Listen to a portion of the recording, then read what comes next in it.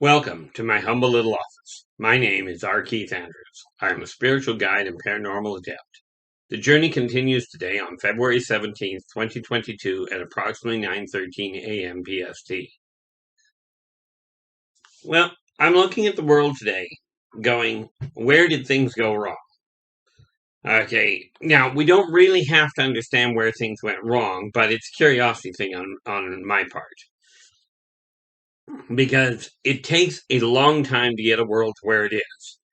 But where things seem to have gone wrong is when people started counting on fear, counting on loss, counting on adversity in order to give themselves some sort of purpose, some sort of focus. Okay. Originally, way back when, because we didn't understand what was going on, we turned to the gods. Now, don't get me wrong. First and foremost, before I say another word, well, not another word, but anyway, before I make another functional point, do I believe in God? Absolutely. In spite of everything going on, this is not a question of, and poof, God disappeared in a puff of logic. But when mankind did not understand what was going on, mankind turned to religion, turned to spirituality to explain phenomena that he did not understand. Okay, the thunder would crack and mankind would cower in the shadows, waiting for it to stop. When the first rain started to fall, mankind didn't know how to deal with it, so they went to cover. Well, somebody, and I don't know if it was male, female, adult, child, it doesn't matter. Somebody somewhere along the line went, gee, I can make this work for me. And they claim to understand the gods. They claim to understand the planet. Now, to me, this makes total sense because, frankly, and this is not a question of believing it or not, frankly, do I talk to the animals? Do I talk to the plants myself? Yes. Do I understand what they're after? In my eyes, yeah. And in many people that have witnessed my interactions, the answer is also yes. Can I speak their language per se? As in, do I bark a lot or do I rustle my leaves to communicate? No. Communication is done on a much different level. But somebody came along and went, gee, I understand that, and that crack of thunder means, that is the gods being angry.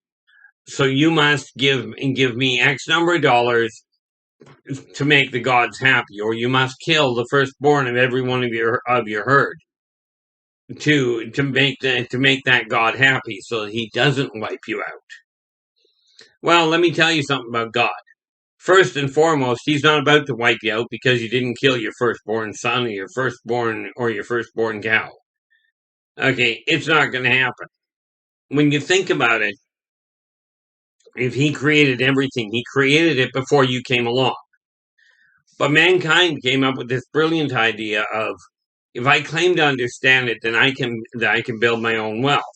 And this has been propagated for thousands of years. To date, if you're to believe what's on the internet, good luck with that thought. To date, the Christian religion has 55% of the world's wealth. Now, for a religion that tells you that greed is wrong, that is a problem, they have replaced the whole idea of God, of do unto others as you desire them to do unto you. Help the sick, help the poor. The Christian society has turned around and gone, I want all the money. 45,000 different denominations says they are not a unified force. And yet they still have the same backbone. I want the money. So give us money so we can take care of the poor, of the sick. Well, in case you hadn't noticed, the poor are still living on the street and the sick are still sick. But what they did do was manage to figure out how to make you fear everything from the color of the next door neighbor's skin to death itself. And this is where we have to turn things around. Now, do not get me wrong. What I said to Christian, the reason I specify them is I was raised in a Christian church. Okay. But I have yet to see a religion that doesn't do the same thing. There are many that claim it. Okay, the Christians, the Muslims, the Jewish, even many of the Wiccans that I know do not look at the world in the way that is most effective.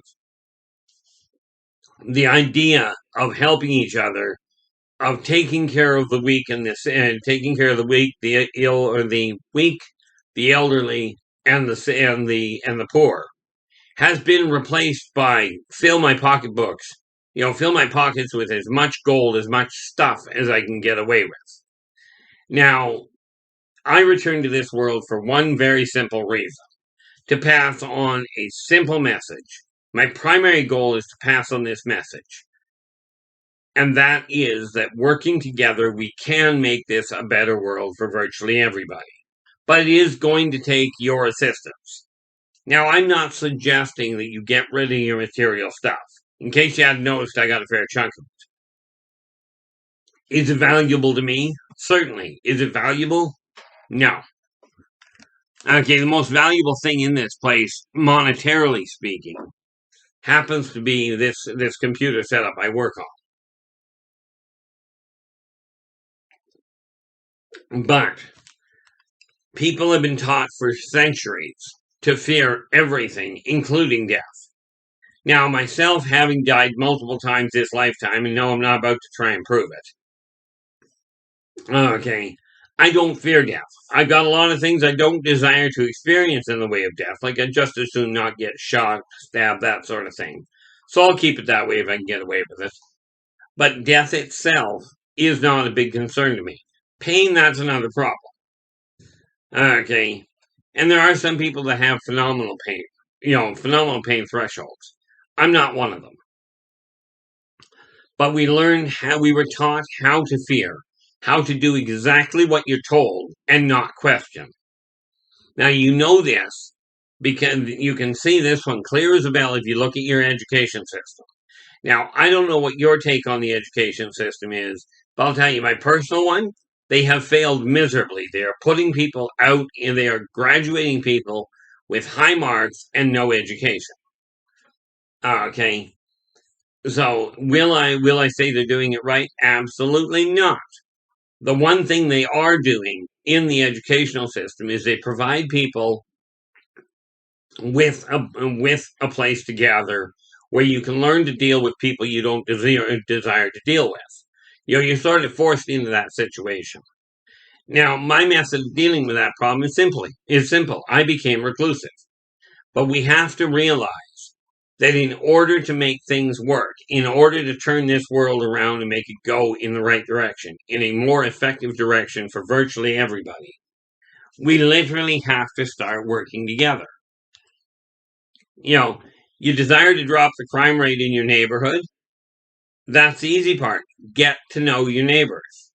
Okay, as far as I understand it, if you're getting along with your neighbors, the odds of you guys stealing from each other really drops drastically. Because if you run short and you're getting along with the neighbor, used to be a case that you go over to the neighbor's house, you bang on the door and go, "Can I borrow a cup of sugar?" Now you're more likely if you knock on somebody's door, you're more likely to get told where to go and probably how to get there. Okay, now I'm a bit of a dinosaur. Okay, now I'm not telling you don't go to whatever church, whatever temple you're going to, but I am telling you it's time to start looking at what you're being taught and ask yourself this: are you being taught to love your neighbor or are you being taught to fear your neighbor? Are you being taught that whoever you believe your creator is a loving God, or are you being taught that it is a vengeful God? And rest assured, you cannot have a loving God that will beat you to death or wipe out your civilization if you don't do what you're told. That's not called love. That's called manipulation. Now, that said, I see the same thing happening in smaller groups, in families, where some parents will turn around and go, children are meant to be seen and not heard. Now, if you don't listen to your children, how are they possibly going to convey to you that they've learned any of the goals that you've been trying to teach them? Okay, if they learn it perfectly and never cross that line, they'll never say a word to anybody. Net result, civilization buckles. So the idea of be careful what you wish for is absolutely imperative. Now, if you liked the video, give us a thumbs up, and do remember to hit the subscribe button, because I do try and get these out once a day. And, well, where are we? We are on February 17th. So 27 and 2, that's 11 and 6, 17. We're about 3 weeks away from our 1-year anniversary. It's time for people to really take a look in the mirror and go, am I content with the world I'm seeing? Now, this is blatantly obvious when you start looking at the bigger picture. Okay, so many people now are finally, thank you very much for your assistance with this, getting the idea that we can unify from every walk of life, every age bracket, the whole 9 yards. Okay, we can pull together and make this make a common goal without raising a gun, without picking up a weapon. We can do it, and it relies on communication. Now, the funny part is, as communication builds, the people in power seem to be doing a normal thing. Not a wise thing, but a normal one. Okay, they did it back in Rome, they did it in Germany. The moment people start speaking out about what's going on, make it illegal to speak out. Well, this doesn't actually have the desired effect that they might think. Because what happens is if you tell people they cannot speak, they will quietly figure out how to do it on their own. And then you can't track what's going on. The moment you stop people from speaking, including your own kids, people will make mistakes, absolutely. But they'll make more mistakes, at least if they're speaking to you, they're making mistakes and you can help them deal with it. If they don't tell you ahead of time, you got to go do back work and figure out what they did in order to correct it. Now, here's the sad reality of it from my standpoint. If my parents hadn't done what they did, and what they did was they really isolated. I can't speak for the rest of my family, but they really seemed to isolate me from the way that money works. So, of course, because I never learned to talk to them about the way money works, I ended up digging myself into some pretty big craters. And then at the guidance of them, without my understanding it, they said, go talk to these financial advisors. They know what they're doing. Well, these so-called financial advisors guided me into bankruptcy. Because I hadn't been able to talk about it, I ended up making some pretty stupid mistakes in my eyes, because looking back, I know what I did wrong.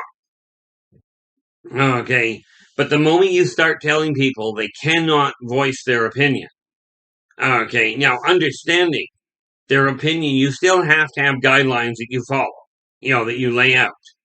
Absolutely imperative. And this is where politicians are required to lay out overall guidelines that apply to everybody. But if they don't apply to everybody, the society is going to fracture anyway. Now, this being said, absolutely, you have to have the right to voice your opinion. I don't agree with this law. Well, I'm one of the first to tell you the seatbelt law that's out. Most of you take the seatbelt law and just go, okay, it's fine. Myself, I wear a seatbelt because I have to. Legally, it's required, so I do. Do I agree with the seatbelt law? Not even remotely. Well, I guess remotely. But to me, the seatbelt law is this. It tells you, don't pay attention to what you're doing. Right, this thing will protect you. Well, how about if you learn to drive and you learn not to drive into places where other cars are? Yes, accidents will happen, and without the seatbelts, I can't tell you how many people would have gotten hurt more. Okay, But the reality is, I still don't agree with the seatbelt law. And there's a lot more to it than that. But if you're not allowed to speak your voice, especially if you're in a country where they claim it's legal, the moment you start speaking your voice and doing things by the law, if it's not agreed upon, new laws are passed to make that illegal. Well, the problem there is it won't stop the conversation. All it does is it makes it harder for the people passing the laws to find out what's going on, because the society will turn against them. Okay, and you don't have to believe me. Take a look at it. Rome happened, and when Rome turned around, what is it? Oh, good. When Rome started putting down laws and saying you can't speak about this, you can't talk about that, they tried. Rome tried stopping Christianity from evolving, by making it hard, by killing off the Christians. Well, that was a cute thought. You see how well that worked, right? Here we are, centuries later. Rome is no longer in control. Well, that's not 100% correct. But the Roman Empire collapsed, and here Christianity is owning 55% of the material world. Where in the churches they tell you that kind of wealth you don't require because God will provide everything. Well, if that's the case, why do they have 55% of the wealth? Okay, it happened in Germany. They made the whole Jewish people a scapegoat, and they tried to kill them off. That didn't work all that well either, because people reach a point where they go, we've had enough of this oppression. We're going to bond together. Now, if you think about it, take any city at all, and I'm going to put it to you this way. Take a city of 100,000 people. I'm guessing if you've got 1,000 people actually working for the government itself, employed by the government directly, if you've got 1,000 people handling all the jurisdiction and all the laws and what have you, okay, let's even push it higher and say you got 5,000 out of 100,000 people. Okay, tell me, who's really got the power? The government? And do understand, the government is absolutely required. Overthrowing a government will not have the outcome that you might hope. Okay, but the government is a small percentage of the people. Now, the government unifies and says, this is where we're going. And I'll use the term unification a little loosely here. Okay, but they take their 5,000 people, they get them organized, and by doing that, by focusing on propagating fear and segregation, it keeps the other 95,000 scrambled. But if you, as individuals, start talking to each other, start working with each other, then frankly, sooner or later, it will turn around. Okay, this is just a matter of numbers. And it's a matter of time. And I am happy to say that people on the whole are finally figuring out how to work together. And I'm seeing more and more people, like the energy around this place, at least around my area, is getting better. There's still progress happening. There's still building going on. Okay, would that it were to take care of the people that are living on the street. And I mean the ones that are being forced. I've met people living on the street that is where they like to live. But when you're dealing with the choice between living on the street or living at home and getting the daylights beaten out of you once a day, I'm thinking the street may be more enjoyable. Yes, it's hard. I do not look down on them unless they're sitting down and I'm standing up, at which point it becomes a matter of location.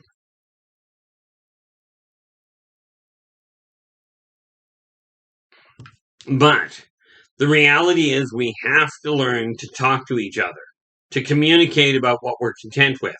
Now, it was sad. We're looking at this thing called a pandemic. And yet it seems that for a pandemic, something that is affecting the entire world, it seems a little, shall we say, short-sighted to have individual clusters of people deciding what works and what doesn't. Okay. And from what I gathered from somebody I was just talking to yesterday, and I may be wrong on this, I haven't looked into it myself. Okay. But from what I understand, although in Canada we've still got all these stipulations going on, down in the States, they're already peeling them back. Now, if we've got a pandemic and one community is locking everything down and another community is opening everything up, you're not going to stop it. The one thing that that was done unilaterally, in effect, in a positive way, was keeping a little more distance. Now, of course, for me, being reclusive and empathic, having people stay a little further away from me was rather convenient. I never crowded other people anyway, but that's me personally. There's a lot of people that seem to thrive on crowds. I'm not one of them. But when you've got different guidelines being used for how best to deal with this, when it's this city, you picture it like organic farming. If this farm is organic, meaning we don't add extra chemical to it, we never spray our vegetables with chemical, that's great. Unless you realize that across the street, that farm is not listed organic, so it uses chemicals and what have you. Do you really think that 15 feet is going to make a difference to the amount of chemical? Okay, it's still wafting across, it's still using the same air, it's still using the same water, it's still getting the chemicals. But the people that are claiming that they are organic, and yes, they're doing something to try and cut back. I'm not knocking that side of it. But in my opinion, organic food is simply that which you can digest. Now, the same problem happens with containing this virus. Okay, if one community is saying, nope, we don't have to worry about it, okay, and the one right next door is saying, yes, you do, rest assured. It's kind of like I saw written at one point. There was a funny post about 6 months ago, I think, where the person says, "I am so upset right now. I suffer severe allergies. And Claritin used to work for me, but now because not everybody is using Claritin, my mine doesn't work." Okay, now the point was pretty comical in my eyes, the way that they put it. Basically, it boiled down to, I'm taking care of my health, but because you're not taking care of yours, I'm going to get sick. Okay, now in a way that works. Okay, because if the neighbor is not taking care of their health, it does make it harder for you.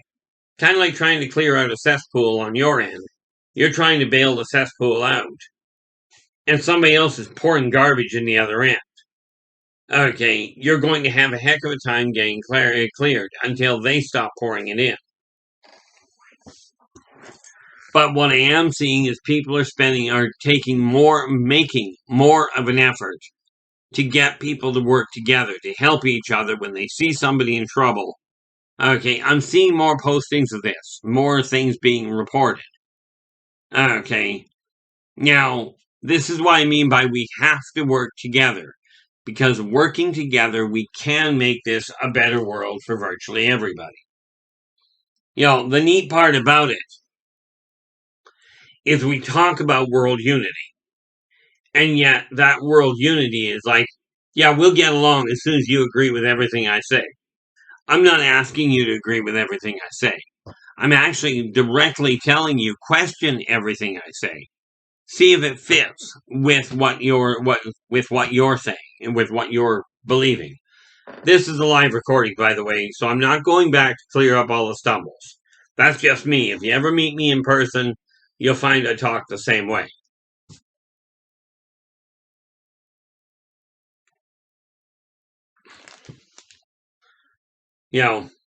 If you look back over this is one of those things about, I was just thinking, when I first started doing these, I couldn't get my left hand to work very well at all.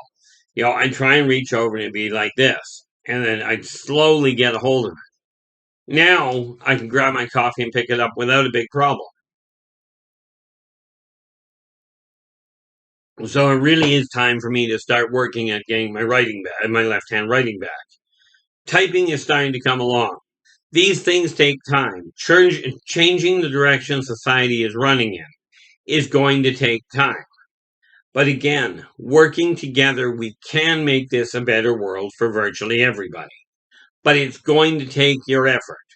Take a look in the mirror and decide what you're content with, what is working for you. Focus on that and carry on. If something isn't working, this is where, and I'd love to hear your comments on this. In the comments below. If you've got a question, absolutely ask me. If you've got a question that you would rather not have the entire population know what the question or answer were, then drop me a line at one of the contact points below this video. A lot of this information I've already got in written form. Okay, and you'll find a list of books and booklets that I've already written that are available through me directly. And again, those are all reached by contact. Okay. Changing this world is going to take the effort of virtually everybody. Okay. And to that end, I am directly asking you to spread this message, not just to the people with computers, because rest assured, there's a lot more people without them than there are with them. Okay. It's time to unify this world, regardless of the religion you're following. It's time to bond together and start working to do just that. Make this a better world. Okay, make it a more enjoyable world where we don't have as much fear, we don't have as much prejudice. 40, 50,000 years ago, we had attained that. Okay, there was no fear, there was no prejudice. It's just, shouldn't say there wasn't fear, because fear kept people from killing themselves by accident. But there was no prejudice, there was no greed. It was just, let's help each other. Let's create a more effective and more enjoyable world. Okay, for you and those of you that believe in the Garden of Eden, that's no problem. Look at your feet. You're standing on it. It's what you do with it that's going to determine whether it's enjoyable or not. And sad to say, you're not looking, we're not dealing with somebody coming down and going, poof, it's all better. That's not the way it works. Okay. Now, I will be back again tomorrow. Okay. Just keep in mind, changing this world, it was you and your ancestors that got this world to this state. It's going to be you and your descendants that are going to change this world back to something more enjoyable. Now, I'll leave you with that until tomorrow. Until then, take care of yourselves and each other, and for pity's sakes, stay positive.